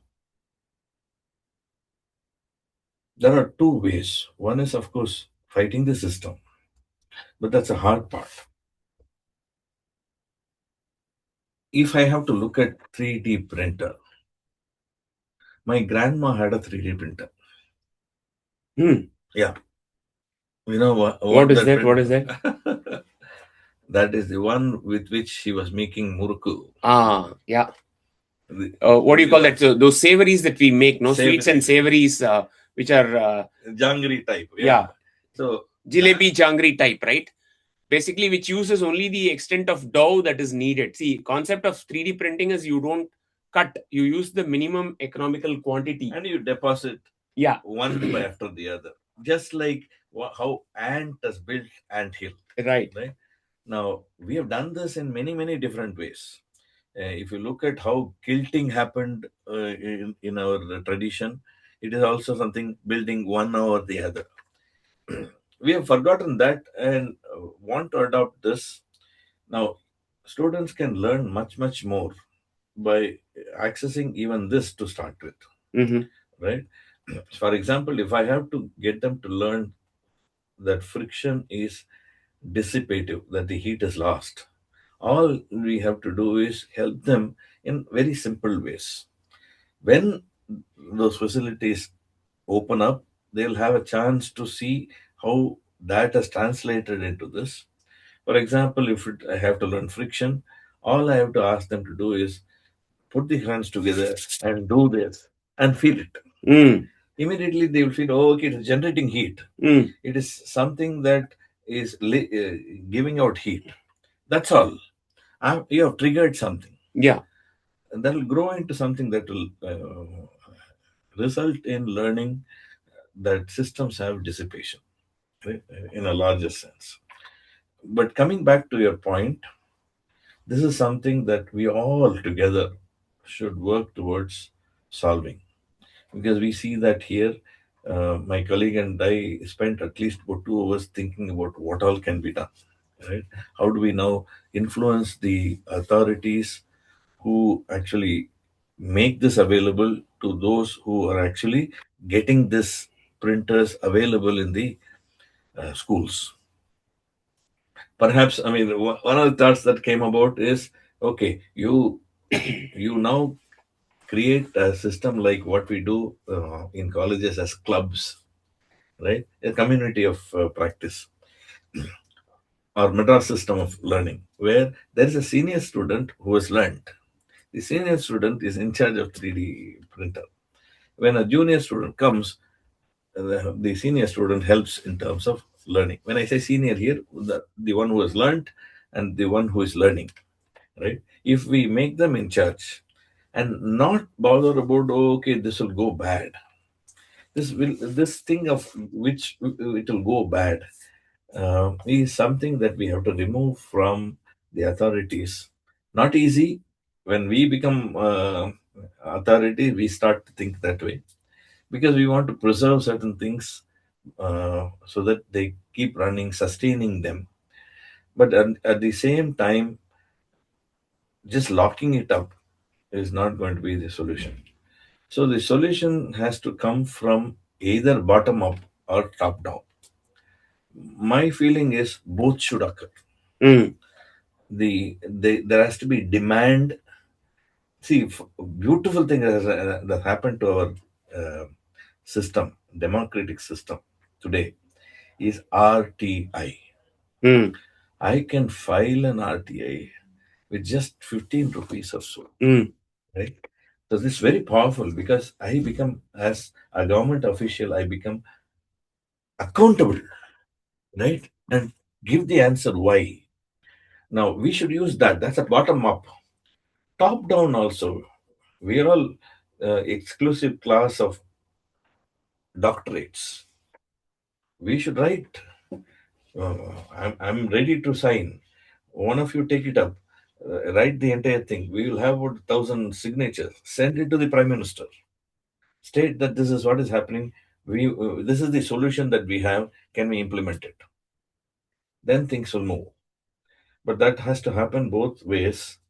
Bottom up, if not present, like what we did as struggles for independent India, we need to have bottom up as well as top down. But it is solvable once we are able to come up with a solution in terms of solving the problem that the headmaster has in terms of keeping it stored somewhere not used to using it and learning from it. So, how do we shift that mindset?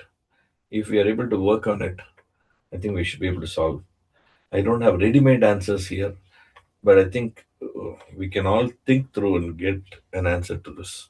But this is very important. You made sure that you asked this question, especially you're working in the rural areas, and that's unbelievable service that you're doing. The more important thing is there are some local materials also available. One of my IIT Kanpur colleagues, we joined almost the same time. He, of course, left IIT Kanpur and started doing this. He brought out a book called Toys from Dumps. Toys from Dumps. All he did was local material available, can I make something?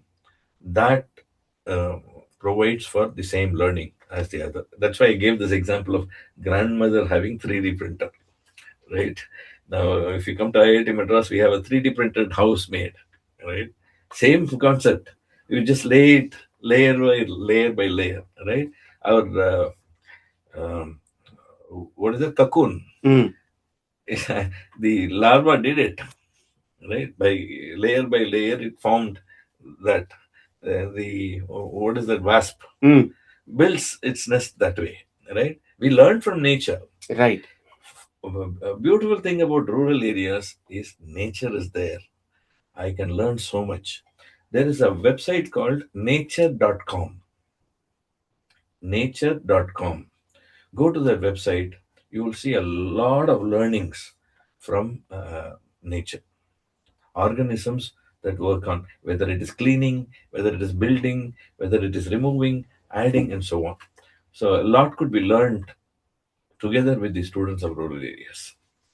Yeah. Thank you for bringing that up. It is indeed a challenge, like what both of you discussed, but we have to work creatively towards handling them. We should work together. Any of us can come together to see if problem can be solved. Thank you, Professor Shiva. Thank you, Professor Karthik. Anybody else? Yeah, please go ahead. May I please, sir? May I please, sir? May I Yeah, please, please go ahead. Please go ahead. Okay, thank you. Thank you very much, sir. Sir, it was really interesting talk and guidance for all of us. I must appreciate the expert and you also both. Sir, I have two doubts and two queries in my mind, sir. I am a layman. I am working as a teacher. I observe two things, sir. The You're first working thing as is related to standardized data set. Standardized data set availability within Indian scenarios. Actually, a lot of work is being done in the agriculture system. I'm related to agriculture system, but unfortunately, we don't have any standardized data set as of today. I guess so. Means, if I am not knowing it properly, kindly correct me, please. That is one thing, sir. And the second thing is, sir, ownership of the data. Means the data when is generated from the government system by using the government infrastructure. Why it can't be in open domain? It should not Yeah. be in the ownership of particular scientist who has developed that data. Okay. Kindly So, correct me, sir, if I'm wrong, sir. Mr. Nitin, I couldn't get what your job is, what your career is. You said you are. So, You introduce sir, yourself as I am so and so. That part was not audible. Audio was not clear. sir, myself Nitin Tambori. Working I'm as? calling from Maharashtra, sir. No. What I'm saying is, what is your role? What do you do? Sir, I am a teacher from computer science field. Okay. Computer Okay. science field, sir. Since So, last 25 years, I'm working in one of the state agriculture universities, sir. And okay, presently, very good. I'm located at Latur, College of Agriculture, Latur. I'm asking you for the background because I can tell you about what is happening today. You must know. Uh, you would have heard of course, Karthik is a part of that board or committee, which is called Responsible AI.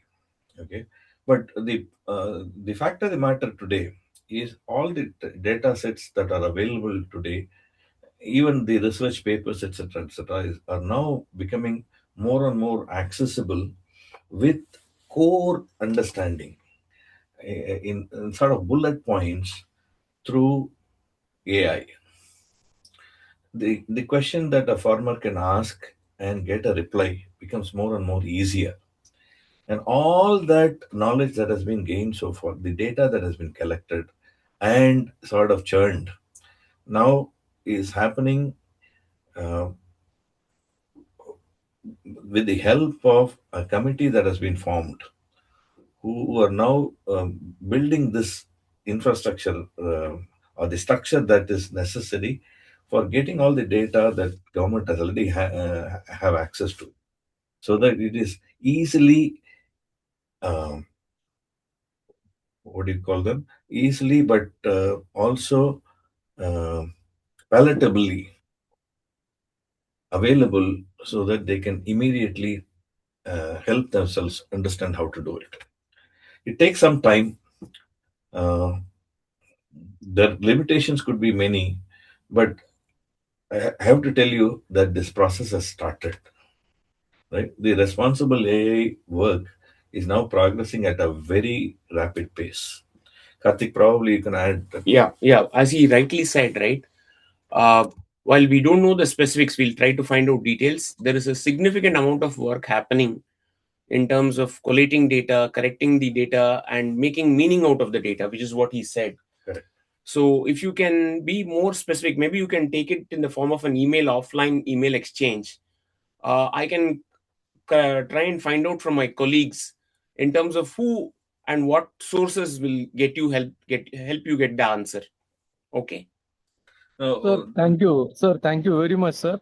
Yeah, Yeah. can you please share the email address? Yeah, we'll be Definitely, I will sharing it. prepare. Yeah. We'll share with you. Just give me 2-3 more minutes, and we'll share both our email IDs if that's okay. Yeah, if you have further questions. I can give my WhatsApp contact so that it's possible for you. Yes. But the important point here is Indian companies, Indian diaspora now is focused on creating their own AI. Right. Thankfully, we have our alumnus who is running a $1 billion company with the help of those who are not as educated but still being able to work. They have now created an AI platform, which is actually growing now, becoming more and more deeper in terms of answering. Once we start to adopt that, it's possible for us to get there. In a matter of a year, you will see a huge shift. But the thing is, using that AI, right? So our part, Mr. Nitin, is to be able to tell them how to use AI in extracting the data, how to prompt the AI to get the data, Right. or learning, Right. So, fortunately, you can use your own natural language. In fact, the language that you can ask the question in need not be English. Several languages have been added. Yeah. Today, it is also possible for you to talk to the assistant, AI assistant, and get an answer. So this is something that, if introduced to villagers, farmers, they will be benefited much, much more. Yeah. Right? They will also be able to feed in their knowledge into it. Yes. Yes. Thank you. Thank you for asking that question, Mr. Nitin. And I think we are close to time. I don't want to abruptly stop. I would have wanted to entertain a few more questions, but I think there is a the studio limitation in terms of the recording time. So we need to come to a closure. First of all, thank you for taking time on a Saturday morning, being present and asking questions, listening to the interviews. Thank you, Shiva, for taking the time. We will leave our emails with you. You can reach out to us if any of your questions are not answered or if you want to contact us for anything else. So let me just take this moment and share our email coordinates, and you can post any of your questions to our email IDs. Okay, is that okay? It would be okay if you can give the WhatsApp number. Yeah, I can sure. respond immediately. Yeah, sure. Okay. So Anbulan Shiva, 944 944 52 52 84 84 0 0 85. 85. So let me repeat: 944 52 52 84. Once again. Left it in the. I'll retype the chat. Once again, just 944 52 84085. That's Right? right. Yeah. I will leave my email ID. The reason is not that I can't share my WhatsApp number, but I'm flooded with WhatsApps. My email I clear very fast compared to my WhatsApp. So I leave my email ID. I have a lot more control on my email rather than my WhatsApp. Unfortunately, people pull me into a lot of groups also. So I'm not good at that. But I promise to respond to you by mail for sure. What I have is a WhatsApp group called Chat with Shiva. So I can give the link once you respond. Yes, definitely. So please reach out to either of us. We will do our best to support in our own ways to, or if I don't know the answer, I'll try to find out the expert and connect with you. Okay. So I'll do my best for that. Thank you once again. Thank you, Shiva. Thank you. Thank you. Thank you all. Thank you so much. Yeah. Thank you.